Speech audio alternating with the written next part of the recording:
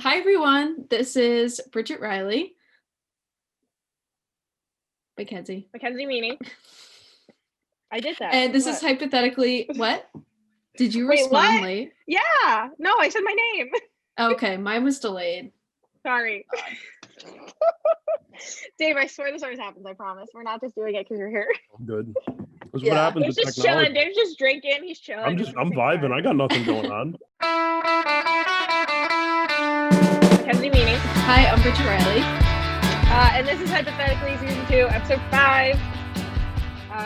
It's going to be a little different than a usual Hypothetically episode. Instead of talking about the season, we're already in season. We're doing men's basketball. And today we're joined by Dave Connelly. He is our men's basketball expert. Thanks for coming. Yeah, thank you guys for having me. I really appreciate it.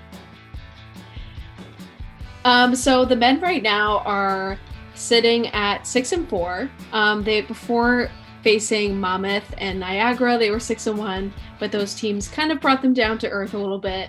But they're looking good as opposed to past seasons for sure. They've gone through the MAC so far greatly, having no COVID problems, a few schedule changes here and there, but they're looking pretty good. So Dave, we're just going to jump into your thoughts on the season so far. What do you make of Dunn's recruitment style and implementing his tactics from his St. Peter's days? What are your thoughts so far on Bird, Sullivan, and Wright? Yeah, so Coach Dunn's always been a big implementer of recruiting guys who are ready to play defense, grind out games. You know, the games are going to be to 110 points combined, something like that, 120. And he's got guys who are able to do that. He's got guys who are tough-nosed defenders. He got his team last year, and there were some missing parts. Like interior defense was a bit of an issue with just Jordan Jones, who would get in a lot of foul trouble, as well as lack of a point guard. Michael Cubbage was running the point a lot when he clearly looked more like an off-ball guy. So, you know, recruiting guys like Sullivan, like Bird, the guys who can really play on ball, bring the ball up the court, as well as having Victor, a transfer come in. It has been huge. His recruitment and his dipping into like JUCOs in the transfer market as well has been massive. And you can really see why he had so much success at St. Peter's, because he knows how to recruit and he knows how to get the guys to play the way he wants them to. Yeah, I definitely agree. The team strengthening its interior defense, like you mentioned, Jordan Jones and Victor Noah have had a huge amount of impact in that realm with blocks per game, rebounds per game, steals per game. They are a bit higher from last season compared to now. And I was wondering if you seen a lot of foul trouble more so than usual, or turnovers being an issue. You did talk about that in our men's roundtable before the season started, and I was wondering where your head out was there. Yeah, so Jordan's for anyone who's watched Marist, is a pretty aggressive defender. So he played, I believe it was like 30 games last year. He played in pretty much every game. And this season he's played in 10 since they're 6-4. And he's already got more blocks than he had last year, which is wild, which is really good. So I think part of that comes with Victor being able to come in. It gives Jordan some time where he can kind of sit out. Last year he would sit out and Zion Tordoff would come in, not quite as big of a body as Victor. And so it would be a little bit of a undersized lineup. So coach would do his best to keep Jordan out there. Jordan would get in foul trouble. That would happen a lot. With Victor's been able to rebound really well. He's been a kind of a good complementary to Jordan Jones. He's not quite the scorer that Jordan is, but he's someone you can kind of have four guys on the perimeter, leave Jordan or Victor in there, and then kind of run the offense. So they've had a huge impact. Jordan's been one of the most efficient Marist players out of the last two seasons, and since he came from Charleston Southern. And Victor, since coming from Memphis, has been awesome. He's been really good. He's been able to fill in whenever Jordan was out, and usually they don't play together, but they've been really good, kind of complementing each other when one's out of the game. Yeah, I definitely agree. And speaking of like the turnovers and everything improving, they have like per game they've had a bit more turnovers, 15.8 than compared to 14 in the past, but they have less points scored off of them. This season having 12.1 and an average of 13.5 last season. So there's definitely some works in there that are or kinks being in there worked out. So definitely being improved since the last few seasons that we have seen. Marist has had a few close games this season, and that has appeared to be a weakness in the past. And last season, they couldn't really hold a close game and would be blown out by a decent amount of points. But this season, they have really shown to hang on, and a lot of those actually ended up being wins for the team, which is really exciting. Do you see this trend continuing, Dave? Them holding on to close games more and even pulling it out in the end? Yeah, I hope so. I mean, last season, it was kind of a theme where I think it was 11 games decided by 5 points or less, and I think they won 2 of them. So that's obviously you're finding yourself on the wrong side of a lot of close games. And, that shows in the standings at the end of the season. And it's a downer. It can really, you get in those situations where you're up 2, you're down 2 with, a minute left. And when you've been on the wrong side of so many games, it starts to get in your head. And I think it partially did in that MAC tournament game against Niagara that they lost on that last second layup. It becomes a mental thing at that point. So seeing this new group of guys come in, as well as the guys who played last year, and they just seem to have so much fight. I've talked to Coach about it in the past where the teams, they may not have won the game, or they did end up winning the game this season, but you can always see that the guys never really gave up. And Coach said it best. I asked him, it was one of the first games of the season. It might have been against Binghamton, but he said they don't really know any better. A lot of kids, if you're a senior at Marist, maybe you haven't had the best career in terms of winning percentage or winning any big games. But these guys are all, a lot of them are freshmen or they're juniors who transferred from pretty successful junior colleges. So they don't really know any better. They know to fight and they know to keep their head up when the game's not going their way. So it's really refreshing, and Coach Dunn's done his best with them, and they seem to really put up a fight no matter what the score is. Yeah, they've definitely had some really close games, and winning 2 overtime games against Binghamton and Manhattan that they were leading the whole time. So that's definitely super exciting news for the team, and hopefully that continues. So we're at the point now where it's January 13th, Wednesday. This is like the midpoint of the season. We have Fairfield left, Quinnipiac, Ryder, Iona, St. Peter's, and Siena. Who do you think, Dave, will be the biggest competition for them, or any sort of roadblock? I think it's got to be Siena. Just over a week ago, the weekend before this one, they swept Monmouth, who's considered to be the second or third best team in the conference. As expected in the preseason, that's the team that's going to be the favorite to win the conference. So that's a big matchup. And the rest of the schedule is tough. It's really tough. Iona, St. Peter's, Siena, all of them are expected to finish top half at least. And they've all really shown out. You saw with Monmouth. Monmouth was probably the hardest team we played all season. And they played like it. They really showed up. So it's going to be tough. It's not going to get any easier for the men, but I'd say Siena is going to be the hardest contest in the next few games. Yeah, that'll definitely be interesting, having only played one game. Yeah, I mean, anyone would expect some rust, but it certainly doesn't sound like it, given that Marist also lost to Monmouth, being about 4 or 5 games in. So that says a lot about their team for sure. Mackenzie, do you want to jump in to talking about the upcoming season, or upcoming second part of the season? Yeah. So Dave, we're kind of wondering how you feel about the new schedule. Obviously, all the teams play 2 games in a row. How do you think that affects them? Yeah. So I actually talked to Coach Clement about this last week, and it's interesting because you get so much time to get ready for that Friday or Saturday game or whatever it is. You get all week, you're getting tested, you're practicing, you're watching film every day, you're scouting.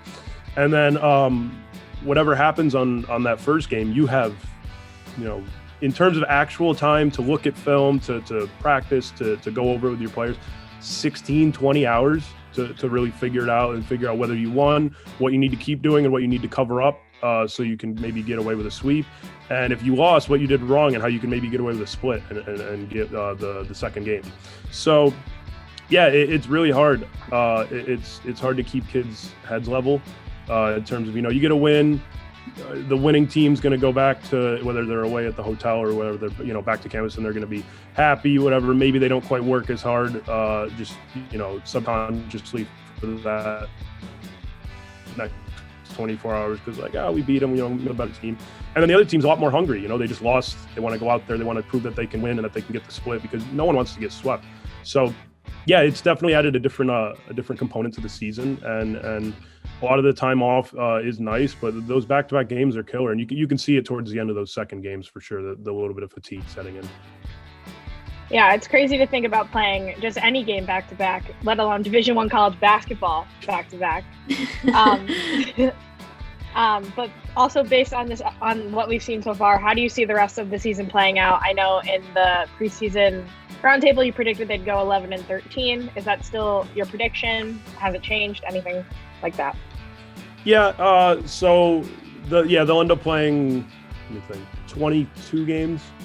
Yeah, because there's 20 in conference, and then they played Binghamton twice, so 22. And that was when we thought they would play the Albany, and I believe I forgot what the other one was, but Stone Brook, I think. So those got canceled. So 6-4, let's say 11-13. Let's say maybe like 10-12 instead. I'd say that's about close. This last, like Bridget said, this ending stretch is going to be brutal. It's pretty lopsided schedule in terms of a lot of tough competition towards the end. Fairfield coming up is big because Fairfield's not too great this season, so hopefully we can get a win or two there. But it's not an easy schedule coming up. So I would say about 500, which is where I'd put them, and that's still a heck of a season for this team based on what they've done in the last few years, and that's a great coaching job by Coach Dunn. So I think that they can hopefully pull it out, and then you get the MAC tournament in March, and you have no idea what could happen from there. So maybe they can notch out a win. Yeah, for sure. That'd be great. I even saw Fairfield's record, and it was 2-11, and I was like, "Are we sure this isn't our website? It's still red." I'm like, "It might be," but thankfully it's not. Yes, for sure. Thankfully it's not. Even going forward, Dave, like I mentioned before, we've been pretty good with COVID. A bit of a pause in the beginning. The women had a pause in after a few games in the beginning of their season, but the men haven't encountered that yet. You said getting tested 3 times a week. Do you see the MAC being able to finish everything? I got to give credit to the MAC. They've done a really nice job of, and all the teams as well. I'll say that all the SIDs, the coaches, the players, all the staff have been really lenient on with all 11 teams in terms of, say Quinnipiac gets it, and then all of a sudden Canisius isn't even playing them, but someone Quinnipiac's playing has to move their schedule around, so then Canisius has to move theirs around for something they're not even involved in terms of getting COVID. So the teams and the conference has done a great job trying to move the schedule around. They've done it already a ton of times, and I mean, we all of a sudden have a game coming up on Wednesday against Quinnipiac, and then the following Wednesday. So they've had to move so much stuff around. They've done a really good job of adapting to this situation and the circumstances we've been given. So I'm confident. I really like. I think the MAC's been one of the best conferences. They were one of the first ones to shut down, I believe, in March, their conference tournament. So they've been very progressive on the front of COVID. So I'm confident. I really hope we can get it done. I hope the worst of COVID is behind us, but you never know. It's really a day-by-day thing, and that's what all the coaches and players have told me is you never know what's going to change, so you just got to kind of take things one day at a time, but I'm certainly optimistic. Good. Me too. It seems that they've been doing a good job. Moving a little bit away from the schedule, we'll talk about some of the players a little bit, specifically the freshmen. Dave, how much have the freshmen shocked you this season? Yeah, the freshmen have been awesome. Talking to coach and some of the players prior to the start of the season, they're obviously going to tell you, the freshmen, they're going to be great, they're going to be ready, that kind of thing. And you almost expect less of an impact from freshmen based on the off season that every team in Division I had, which is no off season. They barely had any time to practice, especially Marist. I was talking to Coach Dunn a week or two before our first game, and he was like, we haven't even run a 5-on-5 yet, so they haven't even been able to have a full open practice, and you think about the freshmen, are they even, with being so lenient on them to fill in the cracks this season, were they going to be able to transition to the Division I level as easily? And they've absolutely blown me away. Hakeem Bird has been such an offensive explosion at times, and he's been able to practically carry them to a few wins this season in the second half. So he's been an awesome pickup. Ricardo Wright's one of the best pure shooters that you can find in the MAC at the freshman level. I believe he's leading the conference in scoring. So he's been an awesome offensive weapon as well. And even Raheem Sullivan, he's slowed down a bit, but he had an awesome start to the season. So he's also a really good point guard and a guy who can bring the ball up the floor and play make and create. And then Javon Cooley just started, I believe it was 2 games ago for the first time. And, he's got a corner 3 ball that is just like lethal. It's like automatic every single time he shoots it. And they're all great guys. They're hard workers. They put in the effort and they buy into Coach Dunn's system. They like to defend. They try to get, the best shot up possible and they really want to win. So, and they're hard fighters. So yeah, they've been great and they've definitely filled in a lot of the cracks that the team had last season. Yeah, they're definitely great pickups. Obviously, Dave was reading some of their stats. They're just great shooters. They play defense. They're a great group of guys. Yeah, and for Bird, that's a good thing that comes out of Philly. I'm adding Jonathan at his Twitter because he said there's nothing good that comes out of Philly. Jonathan. Yeah. 95 points, 10 steals, tied for the second most on the team for 3-pointers. I think that's good. I think that's more than good. Yeah, he's been lights up. So, Dave, you also mentioned in the roundtable that your X factor was going to be the guard play. Have the guards shown that X factor so far? Do you think they're still working on it? What's kind of the story there? I don't know how you say no with a lot of the newcomers being those guards. Bridget said, yeah, there's been a few learning curves in terms of turnovers and things like that. I think that's what you expect with freshman guards. I think one of the hardest things to do at the Division I level is play point guard as a freshman. The game is so much faster. Players are doing cuts you've never seen before. There's so many different elements to the game that pop up at the Division I level versus at any high school level. So I think the guys have handled it really well, specifically Sullivan and Bird running the point guard position. So yeah, I think they've been great, and guard play was something that was lacking at Marist. Even other than when we had Darius Hines last season, and then the seasons before that, guard play has been hard to come by. I mean, Brian Parker was bringing the ball up for a lot of his senior season, which obviously wasn't quite. It was kind of like Michael Cubbage. It was probably the best we could do, but it wasn't quite his natural position. So having point guards is a luxury, and having them this season, they've been off the charts. So yeah, there's some things to learn, some things to work out, but they've been awesome scorers, and I don't think you could ask much else from freshman guards. Yeah, for sure. I mean, obviously there's going to be growing pains, like we mentioned, but they seem to not be in too much pain. yeah, for sure. Yeah, they're doing all right so far, with all the points they score, stuff like that. So the men's team has coming up this weekend Fairfield, and then Quinnipiac was postponed, so they're playing them Wednesday, January 27th, and then the following Wednesday, February 10th. In between those, they're playing Ryder, and then later on is Iona, Siena, and St. Peter's. So I don't know if those will continue to change, but that's what's happening as of right now. Dave, thanks so much for coming on our episode 5 of Hypothetically. So 5. It's been really nice to have you. Thank you guys so much for having me. Thank you. I appreciate it, and go Marist. Hopefully they can keep the ball rolling on this. Yeah, for sure. We'll see you guys sometime soon for the women's mid-season recap with Jonathan, if he agrees. Hopefully. Get him in here.